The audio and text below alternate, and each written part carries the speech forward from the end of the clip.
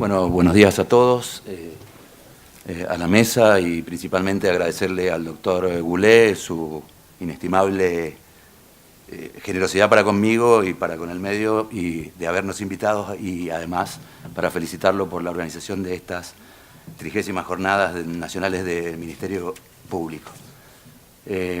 No es el ámbito mío, se habrán dado cuenta, y resulta extraño y uno se siente de alguna manera desubicado porque uno sale de su ámbito, de su oficina, y se encuentra con esta realidad que es otro mundo y que es un mundo también bastante cerrado. Seguramente acá, en representación periodística de nuestros medios, podría estar José Luis Verderico o Alejandro Gamero, que está presente, pero le agradezco al doctor Goulet que me haya invitado a mí para ver la relación, o tratar de ver la relación que existe entre los medios y el Ministerio Público desde aspectos que no sean solamente de carácter periodísticos y formales.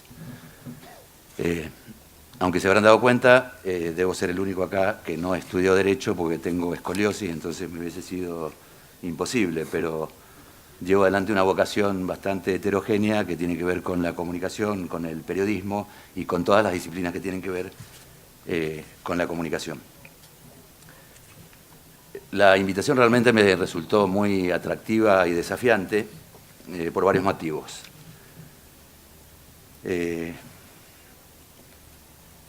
Tenemos, creo que, una deuda desde los medios de comunicación con el Ministerio Público y con los poderes. Básicamente porque utilizamos enorme cantidad de espacios y utilizamos normalmente la temática que debiese resolver lo que les corresponde a ustedes, básicamente los fiscales, y lo hacemos nosotros seguramente y en más de una ocasión de una manera atrevida, insolente e indebida, ¿no? Y lo digo, por eso lo rescato no desde el ámbito solamente periodístico, sino desde la posición editorial que solemos adoptar los medios frente a algunas temáticas que no son temáticas que nosotros dominemos con la precisión que seguramente merecen.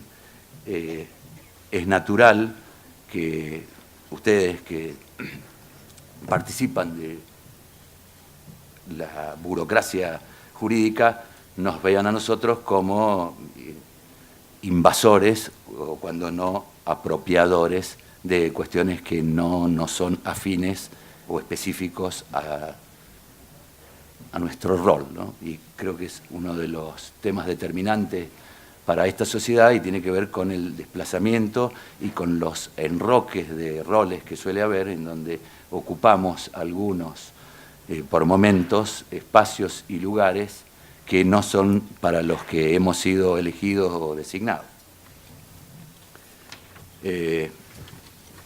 Esto de arrogarnos por ahí algunas facultades que no tenemos y de avanzar sobre cuestiones que no dominamos, también entenderán que es propio de los medios de comunicación. Los medios de comunicación necesariamente lo que hacemos es una traducción, y como bien saben, una traducción implica una alteración cuando no una traición del texto original. Y no lo hacemos por un apetito de invadir el otro poder, sino porque en definitiva y de alguna manera, como dice Habermas, los medios de comunicación somos partidos políticos inorgánicos, porque pretendemos y buscamos lo mismo, buscamos el consenso de la sociedad y la permanencia de esa sociedad para que nos elija y para que nos aplauda, ¿no? Este es, de alguna manera, el propósito de los medios. Hoy verán que esto se acentúa, esto del tratamiento. Le pediría al joven si puede correr solamente para que... La verdad que el PowerPoint, nosotros, quienes trabajamos además en la parte administrativa, decimos algo así como que es el reservorio de la mentira, los PowerPoint, porque normalmente lo que uno pone son números que después no se cumplen, ese tipo de cosas. En este caso es simplemente para ver la dimensión que tiene hoy la cosa judicial en los medios de comunicación, porque no hay día, si recorremos las tapas de los diarios, tanto locales como nacionales, en donde no aparezca algo que tenga una vinculación directa con la materia y la disciplina de la que ustedes son especialistas y nosotros no. Y esto de que seguramente hasta con los tratamientos terminológicos que se usan en la prensa, como decimos, prensa, digo, que también es un anticuario decir prensa, porque los medios ya no tienen nada que oprima físicamente, por lo menos. Y esto ocurre justamente por esta traducción que hacemos y por la demanda de la sociedad, que creo que es lo que hemos perdido de vista de alguna manera, que es exactamente eso, qué es lo que demanda la sociedad, tanto de las instituciones de gobierno como, en este caso, de nuestras instituciones, que son los medios. Las informaciones y las noticias responden siempre a un criterio que tenga que ver con lo atractivo que le resulte a ese otro. Por eso encontrarán y se darán cuenta que hay formatos, relatos y maneras que se despegan absolutamente de la materia que nos ocupa acá, que tiene que ver con el derecho y con los procesos.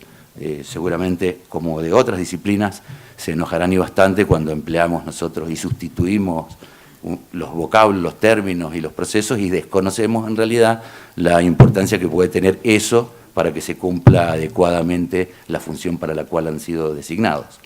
Y esto también tiene que ver con que se genera de parte de la sociedad una tensión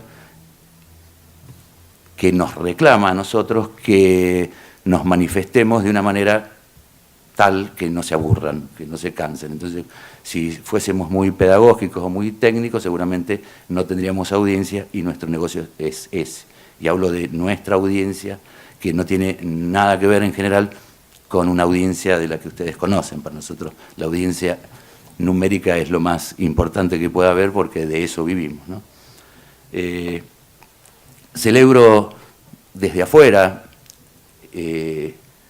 lo que he visto de estas jornadas, sobre todo porque es inevitable aludir a este paso que se ha venido dando, y básicamente desde el 2010, de esto de pasar de lo inquisitivo a lo acusatorio, porque esto habla bien, en realidad, de ustedes y la gestión que vienen haciendo, y también desnuda lo poco generoso que hemos sido los medios en ir comunicando esto, tal vez con la importancia que pueda tener para ustedes, ¿no?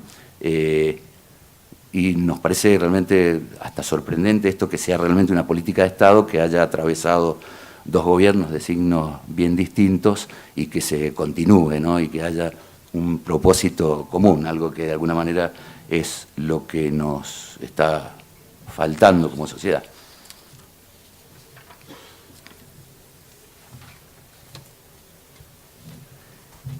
Y la importancia que tenemos, y sobre todo los que tenemos algunos años en esto, en el caso particular voy a ser autorreferente, pero para que se ubiquen por qué voy a decir lo que digo, yo hace 35 años que trabajo en medios de comunicación, y esto que hablaba del peligro de los sustitutos, de que un periodista quiera ser juez y de que, o fiscal, o según el cargo que se autoarrogue, nos trajo demasiados perjuicios como sociedad. Ustedes no sé si recordarán y se habrán estado en el 2000, en la etapa del 2000 y el 2001, algo que en realidad desde los medios de comunicación o de la prensa no hemos hecho todavía, que es un mea culpa de cuál fue y cuál ha sido la participación que hemos tenido a propósito de los discursos que supimos urdir y de la manera en que trabajamos el tema de la crisis, cuánto y de qué manera hemos sido responsables nosotros de ese caos de carácter institucional. Y lo subrogamos al resto de los poderes porque recibíamos denuncias y sin las facultades, sin la idoneidad en realidad. Lo que hacíamos era disparar y multiplicar eso.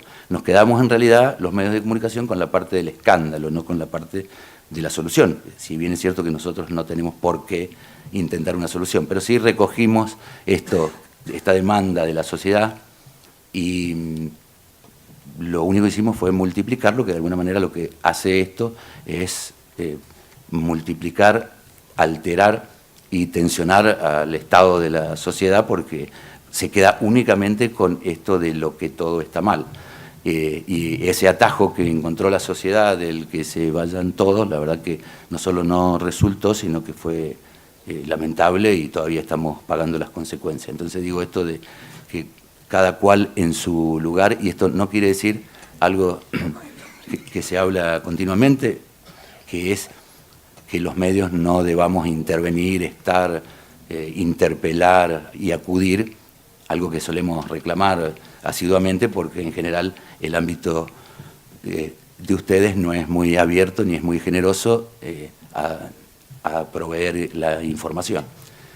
Pero una cosa quiere decir esto de ir a buscar y de tratar de trabajar y de traducir a un idioma más llano, y si podemos hacerlo de manera entretenida mucho mejor, obviamente, las situaciones que pasan, y sobre todo en materia penal, y otra cosa es las sentencias que damos de manera definitiva y que generamos además, así lo entendemos, un ánimo en la sociedad, y además sin querer o queriendo o de manera deliberada, ante quien tiene que tomar una decisión, sin lugar a dudas, el hecho de que haya una tapa de un diario o haya una repetición al infinito en una radio, en un noticiero de televisión, esto sin lugar a dudas que condiciona. Esto no quiere decir que se pueda tomar una decisión a propósito de esa presión, pero sin lugar a dudas hay una intervención que en muchos casos es dañina inclusive para la sociedad,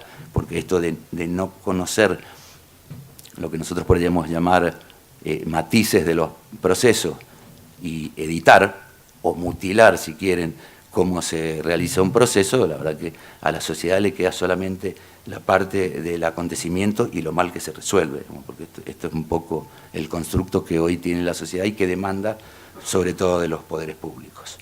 Escuchaba ayer al doctor Garabano cuando decía que estaba bien todo lo que venían haciendo, pero de alguna manera tenían que agilizarlo, motorizarlo o activarlo y acelerarlo para que no ocurra aquello de la advertencia de Marx de la superestructura, y que de alguna manera también nos pasa. Yo suelo escuchar inclusive a gente del ámbito de ustedes denunciar en off la diferencia de las actividades según los ámbitos en los que se maneja la justicia, ¿no? Esto por ahí sería interesante poder canalizarlo bien y con honestidad a través de los medios de comunicación, cuestión que ahí sí la sociedad empiece a intervenir sobre el conocimiento, porque sabemos que no hay nada más lesivo para una sociedad que la ignorancia.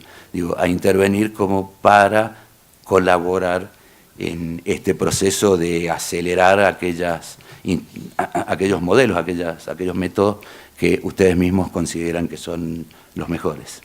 Creo que se ha avanzado mucho en esto de romper la cripta de los lenguajes que se han utilizado, y hay un dato que no es menor y que tiene que ver con el habla, ¿no? Digo, que no es menor ni para los medios y seguramente para ustedes tampoco, y tiene que ver cómo se viene reduciendo de manera dramática el uso del idioma, y que esto puede parecer tal vez inocuo o irrelevante, y sin embargo las grandes modificaciones de la humanidad tienen que ver con esto, con el despliegue y con la contracción de los lenguajes. Nos decían técnicos que hoy los chicos, nuestros jóvenes, inclusive estudiantes avanzados, trabajan sobre un número de entre 280 y 300 palabras de un idioma tan rico como el castellano, que tiene aproximadamente 10.000.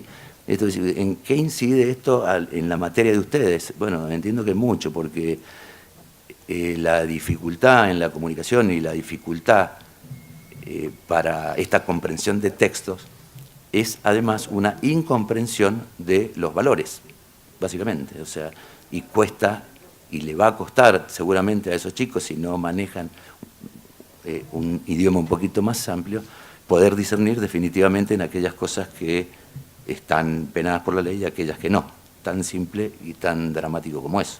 Y creo que vamos hacia un lugar mejor desde las instituciones, pero de alguna manera olvidándonos en gran medida de la participación que la sociedad tiene que tener de esto. Insisto, yo celebro que se haya allanado el diálogo que hay entre la justicia y el ámbito periodístico, y que se hayan quebrado algunas terminologías así absolutamente de jerga, pero esto es insuficiente en la actualidad. Decía como ejercicio mental que tal vez dentro de poco una sanción va a aparecer con un emoticón, con una carita, eso va a significar que tiene algún tipo de penalidad. Por eso creo que lo mejor que nos puede pasar como sociedad es que hablemos, básicamente, que hablemos, que generemos un diálogo desde la palabra. Nos parece que en algunos aspectos somos vanguardistas, como esto de darle un derecho especial, un habeas corpus a un primatoide, me parece fantástico, sobre todo los etólogos lo deben festejar y mucho, pero me parece que por ahí nos estamos olvidando de nosotros, que lo que nos distingue de las otras especies es justamente la posibilidad de hablar, la posibilidad de no solamente del código y de la palabra, sino de comunicarnos también desde el intelecto y desde el afecto.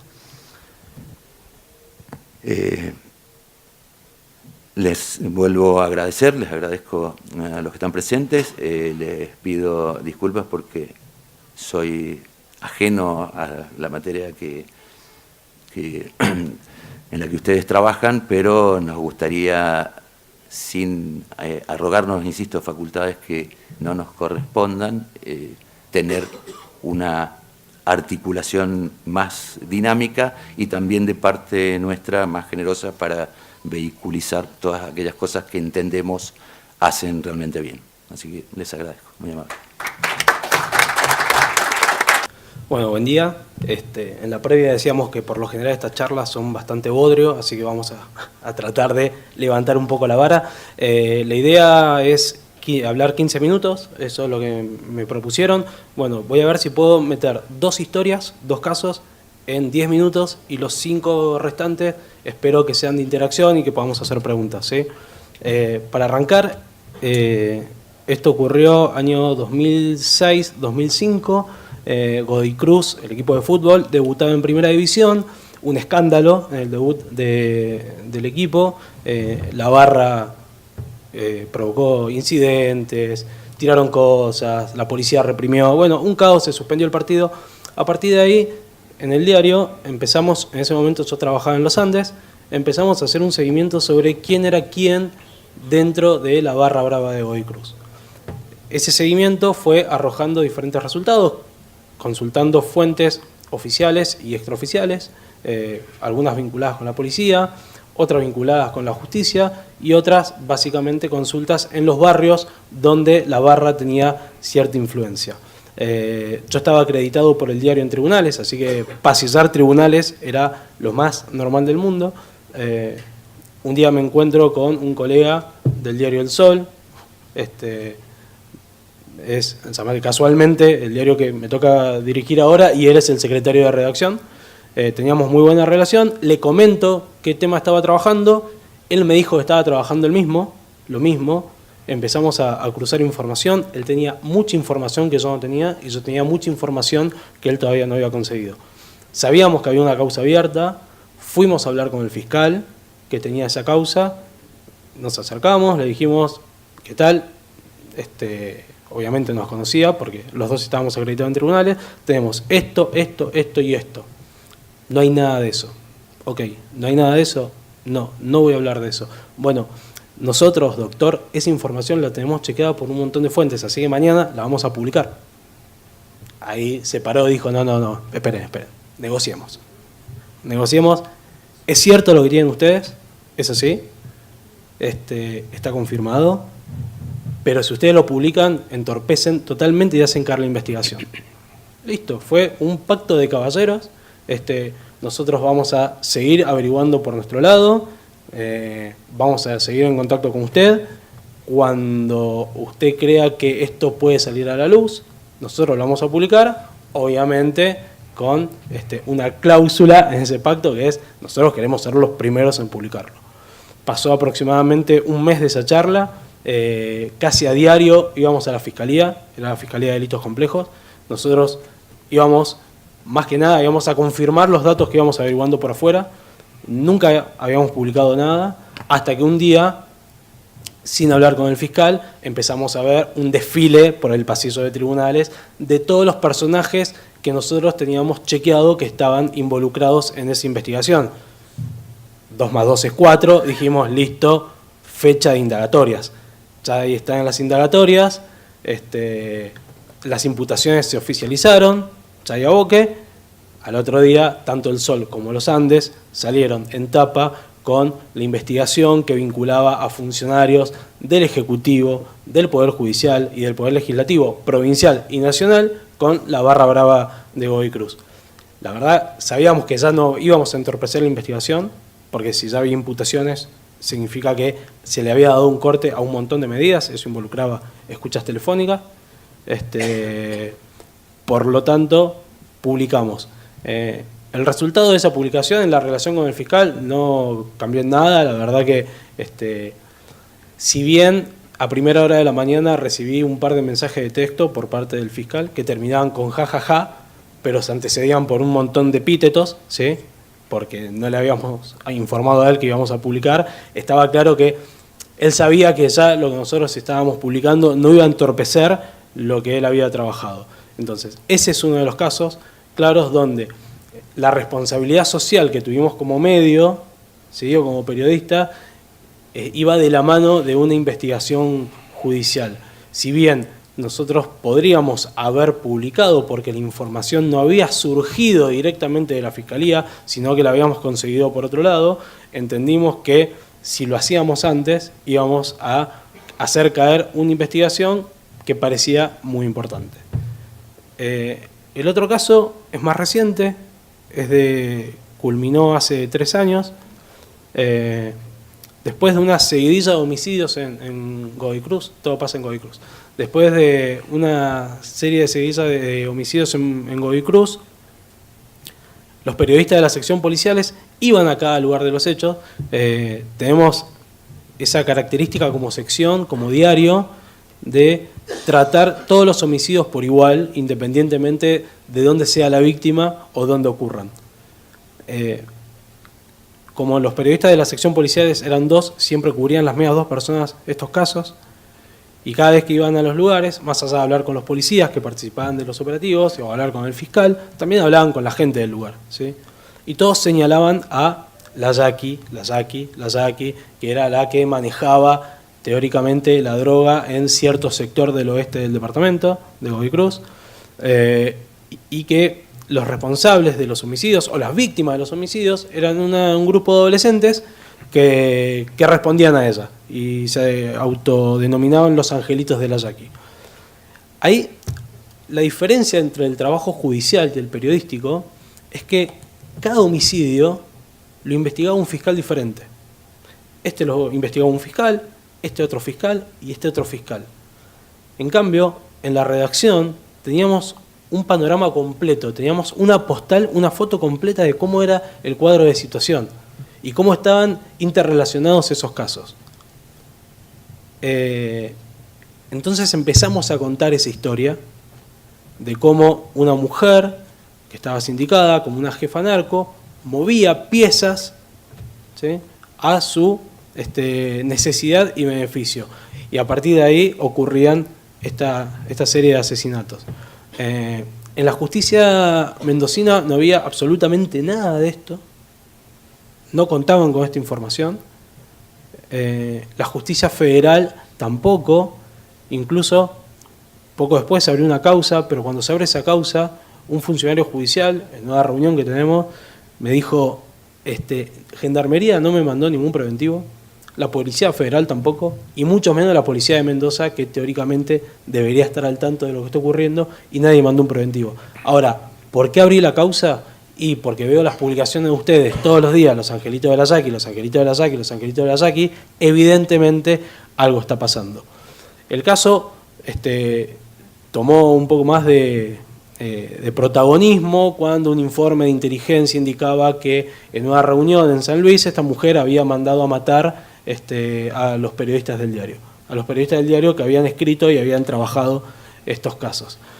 Esa mañana, mucha alteración, periodistas con custodia policial, con consigna en la casa, nosotros en la redacción con un policía en la puerta. La verdad que fueron días muy agitados, pero en una audiencia informal entre la fiscal que recibe ese informe y la gente de investigaciones me pide autorización para hablar con los periodistas que habían cubierto el caso para pedirles información.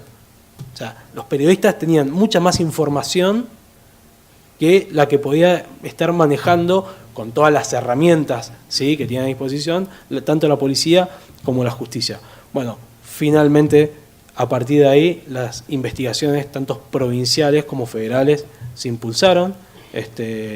La Jackie se llama Sandra Jacquelina Vargas, fue condenada no solamente por liderar una banda de narcotraficantes y vendedores de droga en esa zona, sino además por lavado de dinero en un fallo inédito para la provincia y para el país, sobre cómo una banda lavaba dinero a partir de compra de propiedades y de vehículos.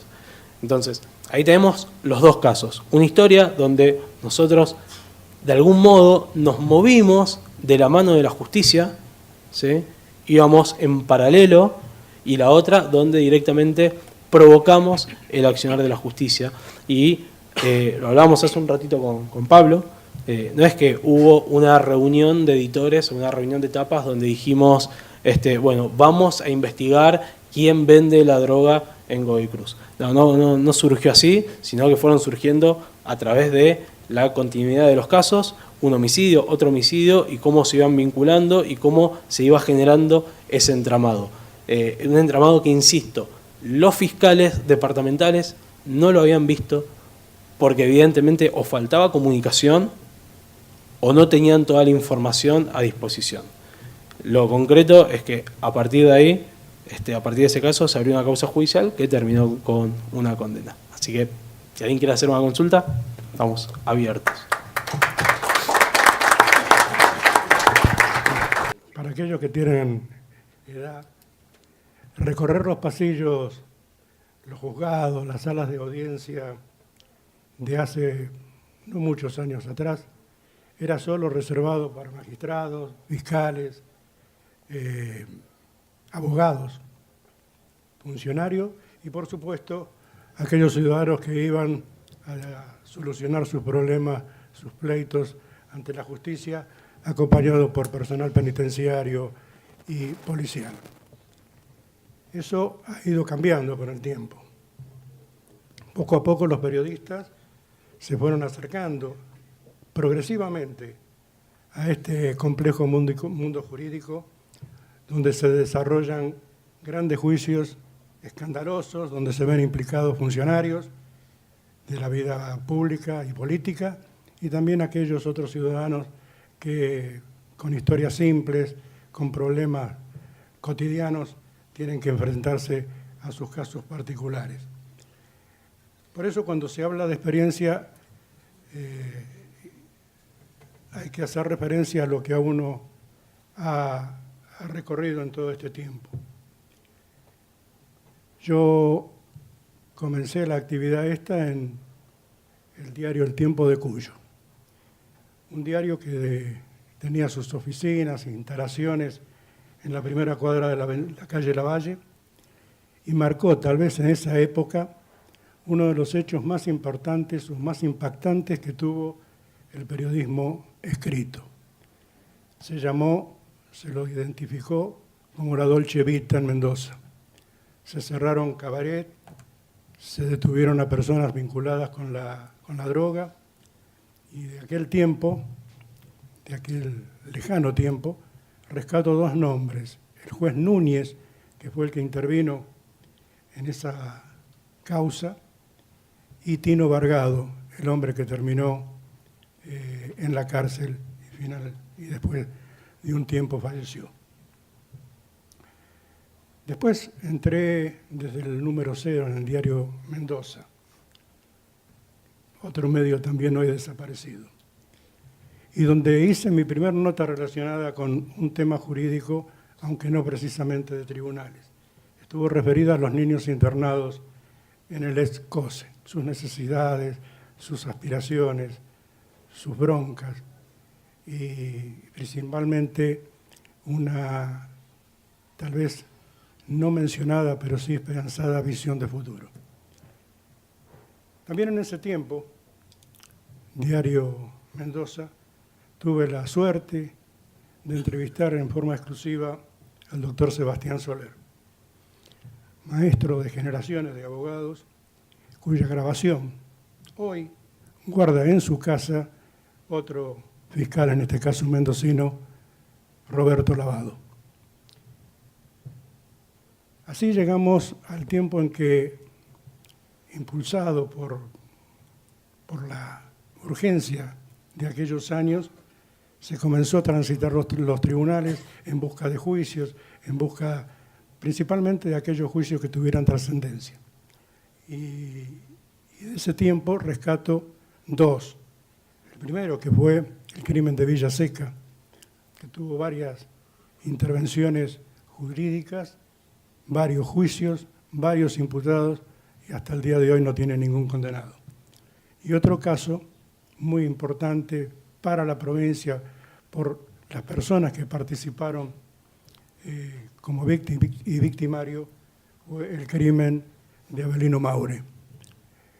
Su mujer, Susana Arbué, fue condenada en el primer caso que Mendoza tuvo una condena de reclusión perpetua más el agregado del artículo 52 por tiempo indeterminado.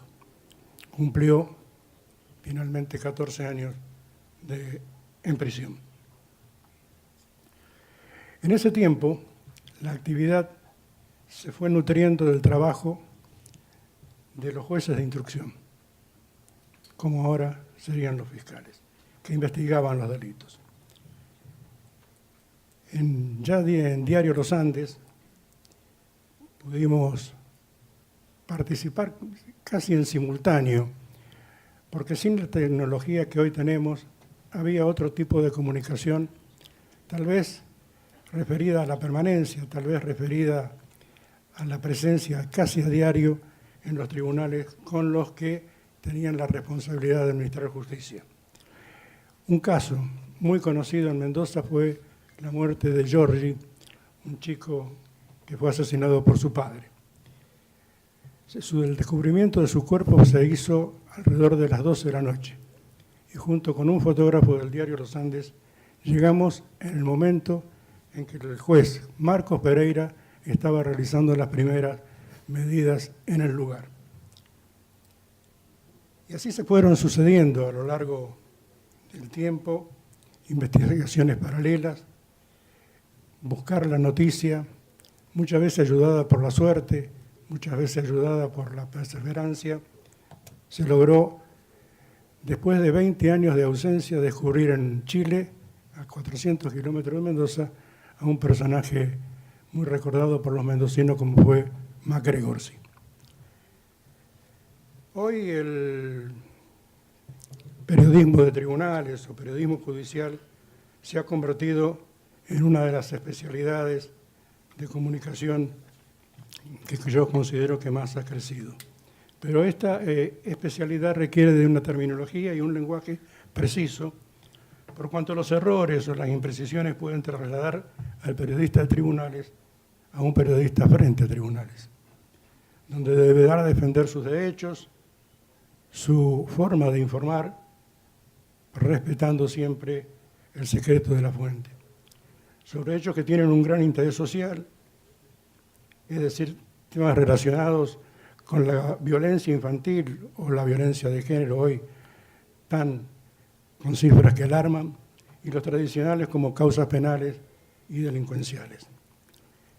También hay que recordar que el periodista de tribunales se debe ocupar de transmitir al común de la gente los hechos que se enmarcan en las crónicas policiales, y para ello el periodista deberá investigar, descifrar casos con objetividad, con audacia y principalmente con seriedad. Donde generalmente no hay conferencias de prensa, se recurre a la vieja frase del secreto de sumario, tal vez para no entorpecer una tarea investigativa, o tal vez por razones que a veces son muy difíciles de entender y se hacen mucho más complicado a la hora de sentarse frente a una computadora para poder redactar la información que se haga referencia a lo que está ocurriendo. Hoy creo que las situaciones han cambiado, los fiscales intentan a su modo, tal vez más técnico que popular, comunicar con su propio discurso y su mayor o menor predisposición a la inquietud de los medios. Aunque muchas veces todos encierran una frase reiterada, la que ya comenté del secreto de sumario, y con ello evitar que los medios se entrometan en el tema que hacen a la investigación, permitiendo con ello que se hagan comentarios erróneos o hipotéticas salidas.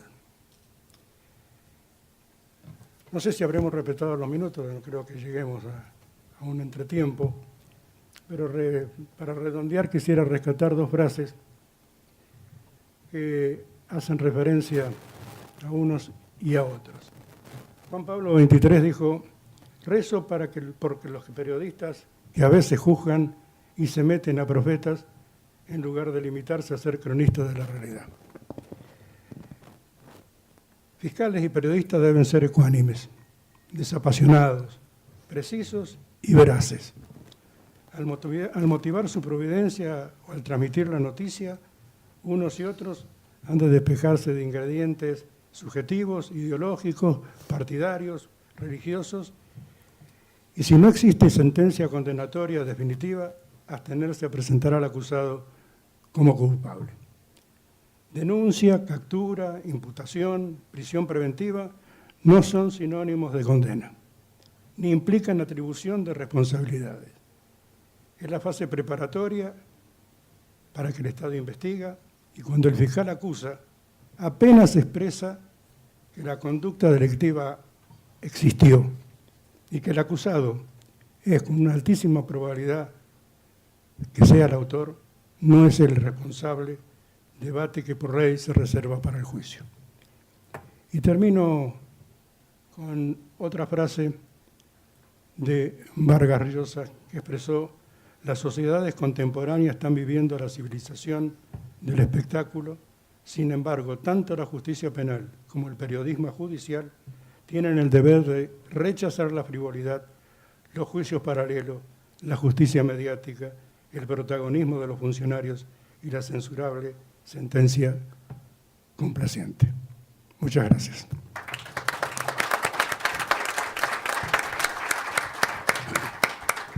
Buen día. Bueno, el título es más una provocación que me propuso Martín Ahumada y me pareció interesante.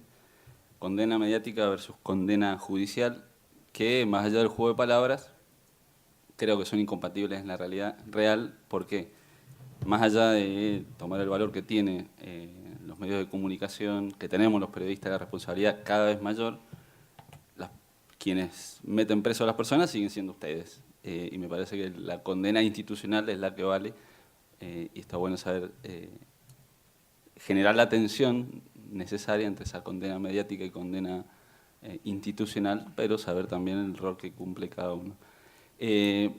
Para tratar de ver mi punto de vista, tomé la idea de utopía, no por una cuestión romántica, sino porque la utopía es algo que sabemos que no deberíamos dejar de buscar, pero sabemos que vamos a fracasar.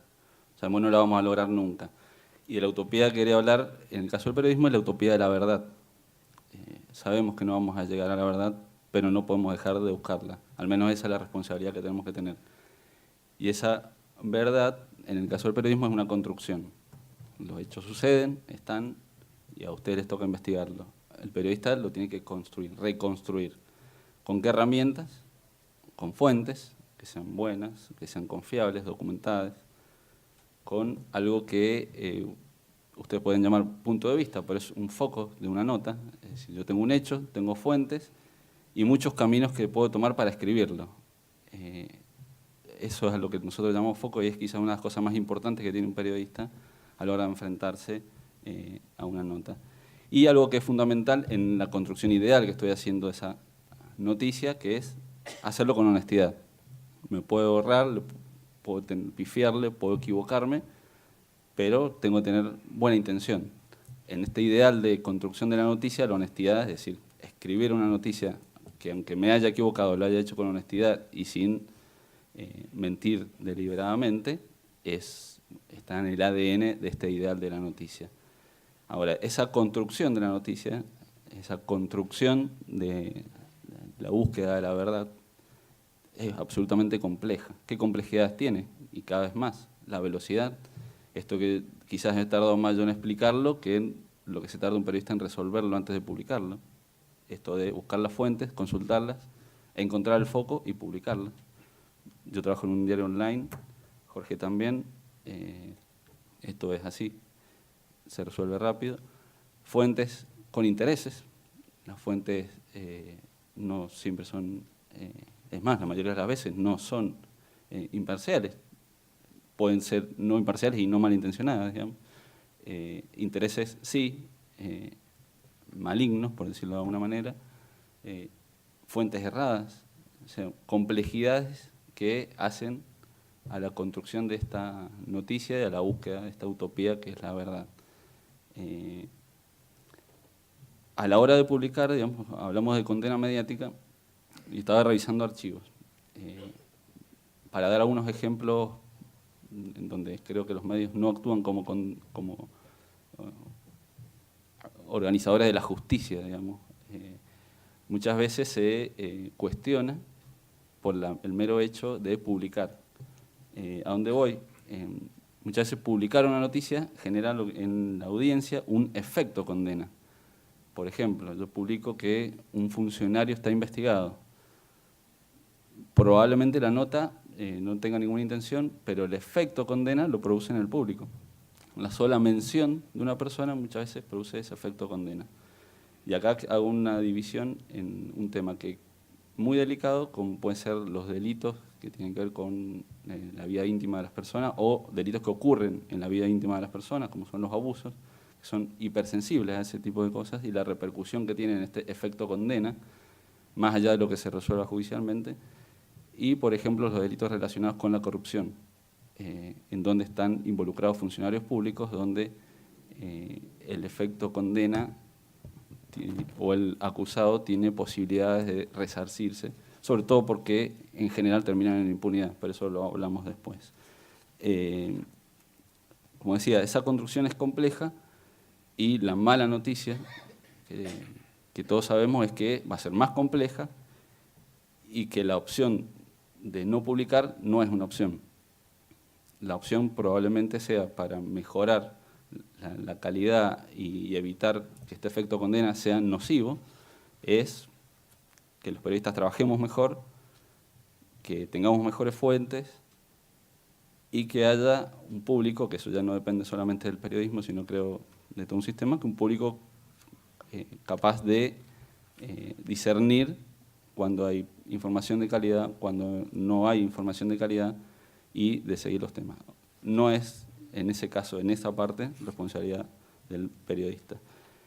A esto quería agregarle un punto que complejiza muchísimo más y está complejizando muchísimo más las tensiones naturales del trabajo periodístico y calculo que las presiones que el periodismo ejerce sobre el Poder Judicial también las puede sentir en este sentido, que son las redes sociales. Y no hablo de la parte lúdica de las redes sociales. Y ahí quería marcar algunas características. Las redes sociales son más rápidas, mucho más rápidas que nosotros, los periodistas y los medios online. Son mucho más impredecibles, mucho más manipulables sus mensajes y no tienen cánones. Las redes sociales pueden publicar cualquier cosa sin ningún canon y tienen el poder de instalar. Toda mi familia ya no se informa por medios directos, se informa directamente por lo que se publica en las redes sociales, sea una fuente fiel, como puede ser un medio de comunicación avalado, o X persona que lo publica. ¿Qué son las redes sociales para los periodistas? Que tienen muchísima influencia. ¿Son una herramienta de trabajo? Lo son. ¿Son un canal de difusión? Los medios hoy se difunden por redes sociales más que la distribución tradicional. ¿Son una competencia en información? Los ciudadanos comunes llegan a las noticias mucho antes que nosotros y nos enteramos o publicamos mucho antes la repercusión en las redes sociales que la información trabajada por un periodista, y son un elemento de presión también. esta nueva herramienta de las redes sociales complejiza y va a complejizar muchísimo más nuestro trabajo en todos estos sentidos, digamos, como aliado, como competencia y también como un problema. La otra vez bromeamos dentro de la redacción diciendo, bueno, dentro de poco vamos a hacer, un medio de comunicación va a ser, su trabajo va a ser confirmar o desmentir lo que pasa en las redes sociales. Lo pueden saber la gente del Ministerio Público de Mendoza, cuántas cadenas de WhatsApp ha tenido que desmentir. Y aún desmintiéndola oficialmente, la gente le da más bolilla a la cadena de WhatsApp que a un medio. Es un elemento a tener en cuenta. La otra utopía de la que no puedo hablar, pero creo que es la que le toca a ustedes, que es la utopía de justicia. Algo que seguramente les va a llevar su vida trabajando, pero probablemente nunca hayan sentido que finalmente la logran. Es como la metáfora de la zanahoria, seguiremos buscándola. Ahora, ¿qué veo yo sin conocer desde adentro el trabajo de los fiscales? Porque no lo soy.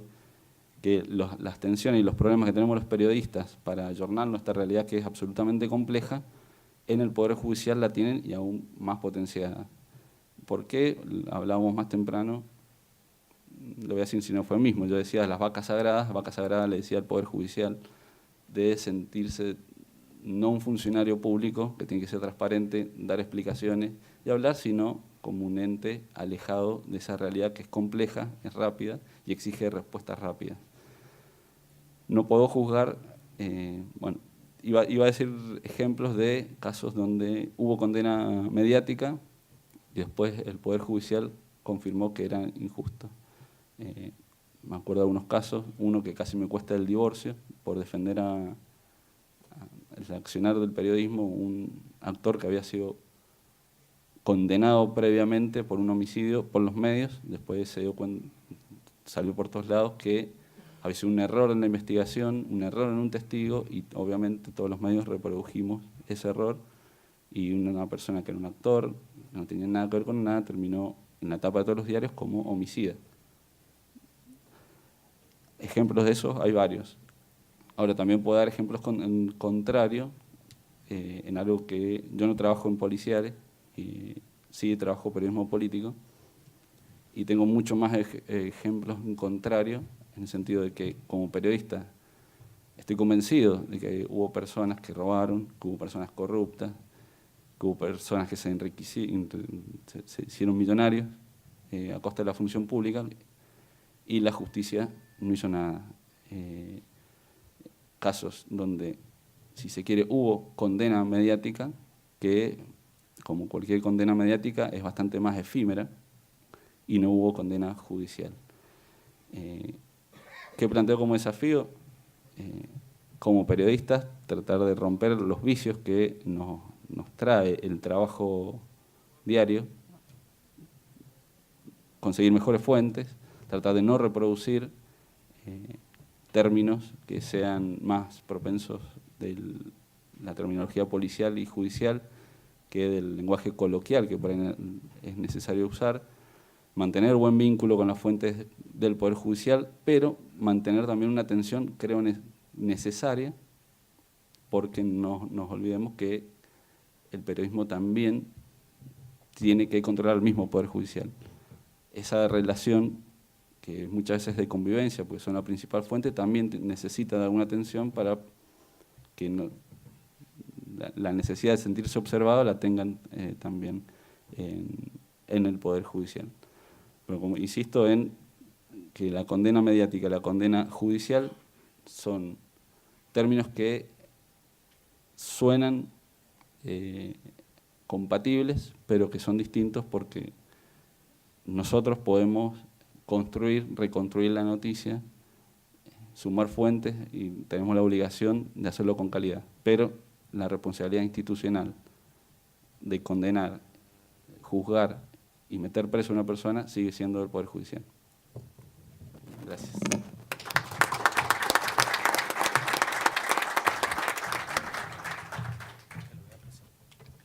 Bueno, muchas gracias. Ya me sale la voz, es un calentamiento previo. Yo primero quería decirle que no se preocupe por los papeles. Como no creo mucho en los psicólogos, siempre traigo papeles, escribo lo que han dicho los otros y después no tengo tiempo ni habilidad para mirarlo, así que voy a decir lo que pienso sobre el tema. Primero, agradecerle a los expositores anteriores. Les decía en la charla previa, es muy difícil tocar el tema prensa, Ministerio Público o prensa, justicia.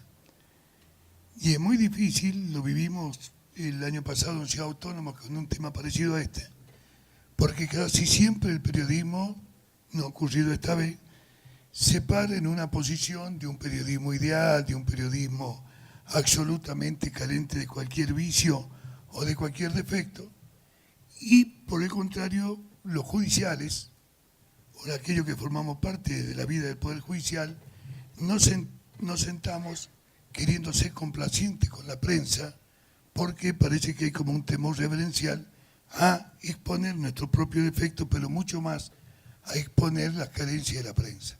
Entonces siempre se habla de una prensa ideal a un poder judicial absolutamente lleno de defectos. Y la verdad que ni una ni la otra cosa son ciertas, ni son verdades. Las dos partes tenemos carencias, las dos partes tenemos defectos, las dos partes tenemos mucho que aprender y de comprender de los otros. Yo quería, desordenando la exposición que traía, prenderme de una afirmación, de una preocupación que recién estableció Pablo en su conversación. Dijo, la justicia mediática no siempre responde a los resultados de un juicio. Y la verdad que no debe por qué responder. Yo creo que de alguna vez los argentinos tenemos que aprender que hay como mínimo 3 tipos de sanciones, 3 tipos de juzgamientos. El juzgamiento jurídico, que le corresponde al Poder Judicial, a los ministerios públicos. El juzgamiento social, que nos corresponde a cada uno como ciudadano, y la única manera de conocer lo que pasa en la sociedad es a través de los medios periodísticos. Y por último, una condena de tipo ético, que también corresponde a cada uno de nosotros. Así que la justicia, decir justicia mediática, me parece que es un poco un modo de valorizar la prensa, no solamente las crónicas, sino también el análisis que se hace de los temas. Me parece que, vuelvo a decir, tenemos distintos tipos de juzgamientos, distintos tipos de responsabilidades y debemos asumir que cada una tiene un ámbito de aplicación. Decía un amigo periodista, si un periodista de mi diario va a la calle, hay un accidente y primero llama al 911 que sacar la foto, le digo que se vaya a estudiar enfermería y que devuelva el carnet de periodista, porque él debe tener instinto de periodista. Debe ser primero que nada periodista. Al 911 tendrá que llamar a otro vecino. Él tiene que sacar la foto y hacer la crónica. Yo, ordenando un poco la conversación, creo que el primer ítem que nos debe importar a nosotros los procuradores y la gente del Ministerio Público es que el periodismo establezca una clara diferenciación entre lo que es la magistratura y lo que es el Ministerio Público Fiscal. Yo creo que cuando amigos como Binder establecen la necesidad, lo dice casi graciosamente, que el ciudadano busque un abogado no solamente para que lo defienda y para que tenga una sentencia, sino que tiene que después buscar un abogado para que le explique qué quiere decir la sentencia, porque los magistrados, a los que muchos llaman vaca sagrada el amigo, y yo le llamo gente que no se enteró que por este mundo pasa la Revolución Francesa, o ya pasó, establecen un léxico, una terminología que no tiene absolutamente nada que ver con la terminología del ciudadano común. Esto es porque a la gente que integramos el Poder Judicial, sobre todo la magistratura, le parece que le rodea de un aura distinta, el hablar raro, extraño, imponer latinajos y otras cosas, que le hacen inentendible a la gente las cuestiones jurídicas. Mire, yo les aseguro que no cometemos ningún error si decimos que no tiene nada que ver la magistratura con la terminología de los ministerios públicos. Empecemos porque el Ministerio Público Fiscal de ninguna manera podría decirle al periodista yo hablo por mi sentencia. Tampoco podría decir yo no explico mis sentencias. Pero mire qué fenómeno raro el de los jueces. Dicen que no, que hablan por su sentencia. Dicen que no explican la sentencia, pero después dicen que no pueden ser juzgados por el contenido de la sentencia.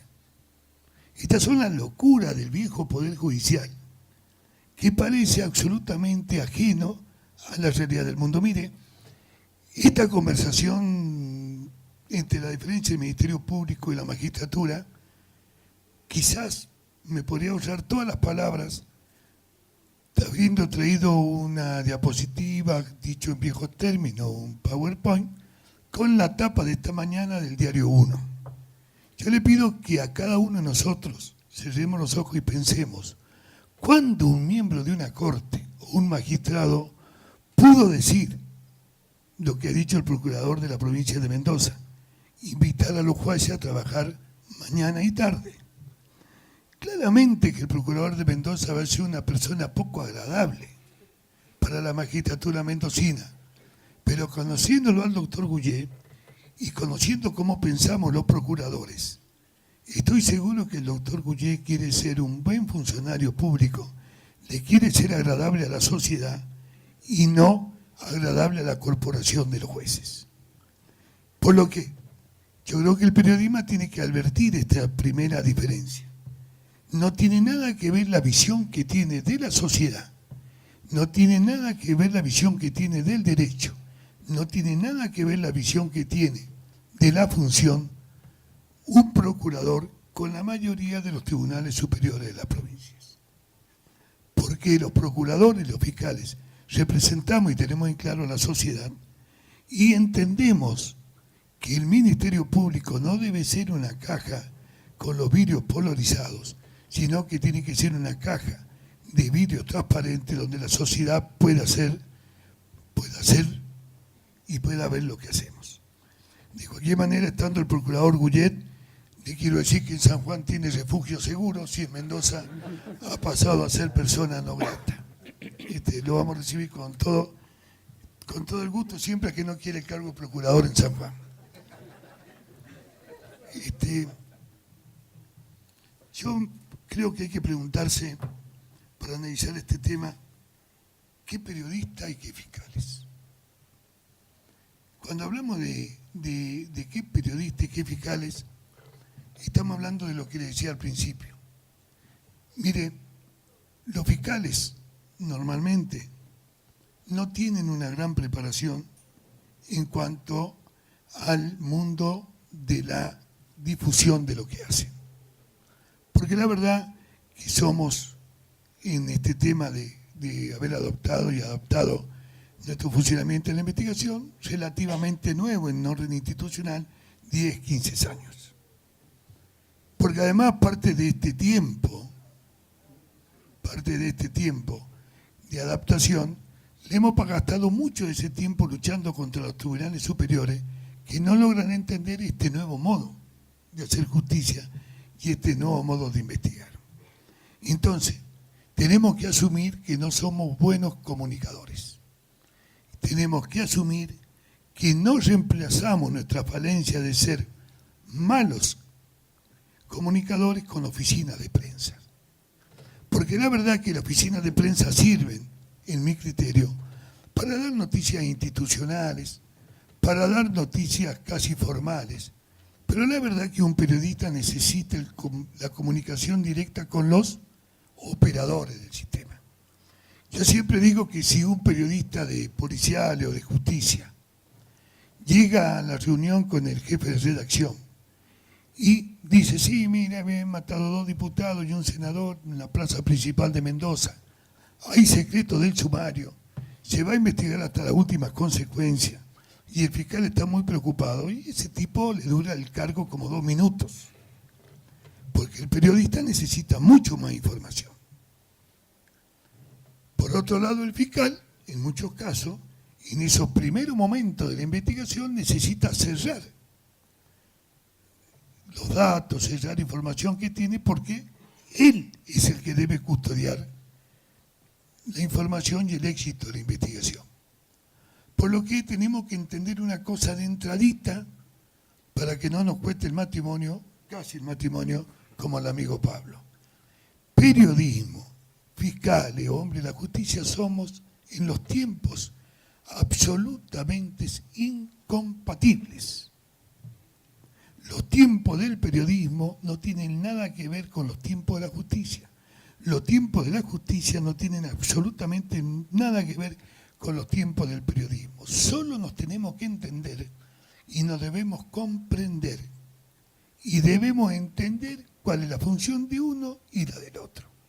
Entender la función de uno y del otro no significa que el fiscal debe ser un datero, ni significa que el periodista debe ser un promotor de fiscales que saben más de prensa que de derecho.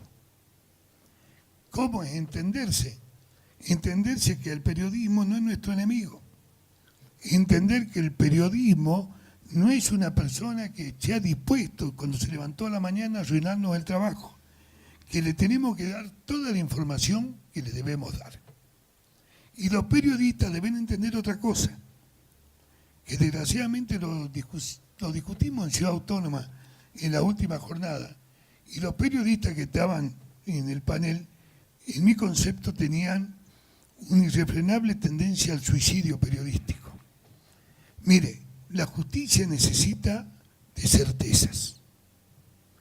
La justicia investiga los fiscales investigan para presentar a un juez, y un juez debe resolver cuando tiene un grado de certeza. Ustedes, los periodistas, no necesitan de ninguna certeza para publicar. Los periodistas necesitan simplemente de fuentes serias. No estamos hablando de fuentes que sean absolutamente seguras. Estamos hablando de fuentes serias, donde, según el criterio periodístico, racionalmente analizada, tienen una historia. Porque yo en eso discrepo con Pablo. Ustedes no tienen que reconstruir exactamente la historia, lo más aproximadamente posible. El que debe reconstruir exactamente la historia es el juez, y el que debe reconstruir exactamente la historia para poner un fallo será el juez. Entendiendo así nuestra relación, entendiendo así la función del fiscal y del periodismo, yo creo que no hay manera de que no caminemos juntos este camino. También debemos comprender, en mi criterio, que así como no somos iguales, que somos absolutamente distintos, yo agrego, gracias a Dios, en nuestro concepto y nuestra visión de la sociedad, que la magistratura y sobre todo que los tribunales superiores, tenemos que entender también que tenemos una obligación básica con la sociedad.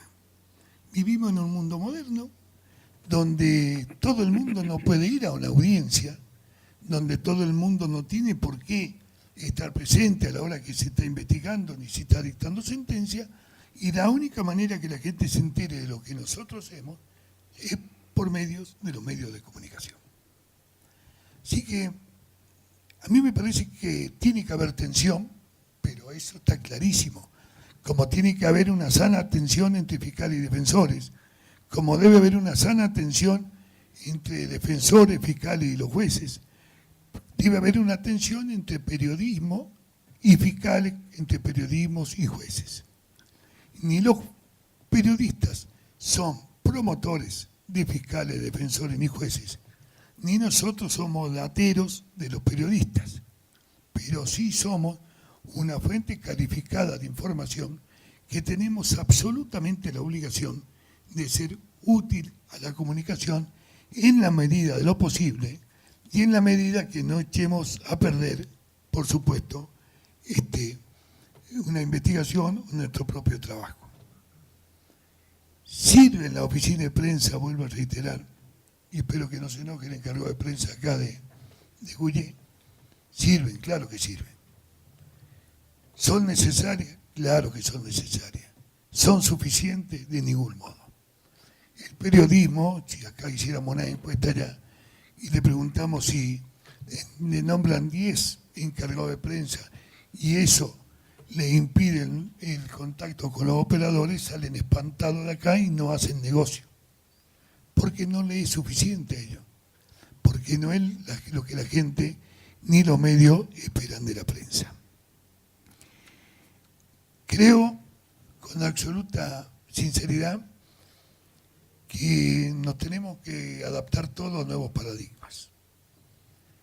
Venimos todos muy acostumbrados a hablar un lenguaje propio de la magistratura. Y estamos todos acostumbrados de hablar un lenguaje muy encartonado.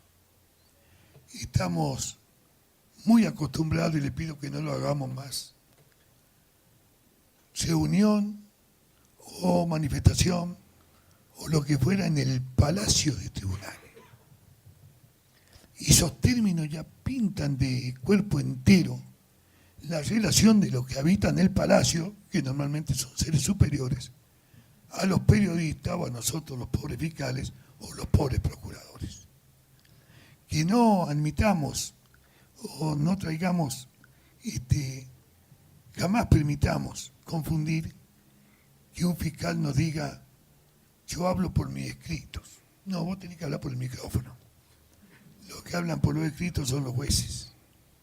Y los fiscales tienen la obligación legal, por lo menos en la norma de San Juan, del Ministerio Público, de informar en la medida en que no obstaculice, impida o eche a perder una investigación. Y yo me conformo con que estas pocas palabras hayan servido para dejar, por lo menos en los periodistas y en los amigos, 2 o 3 cosas. No somos lo mismo Ministerio Público, ni mejor ni peor. Tenemos otro paradigma, otra visión de la realidad, Ministerio Público Fiscal con magistratura.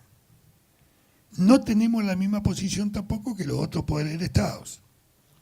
Eso también hay que tenerlo claro.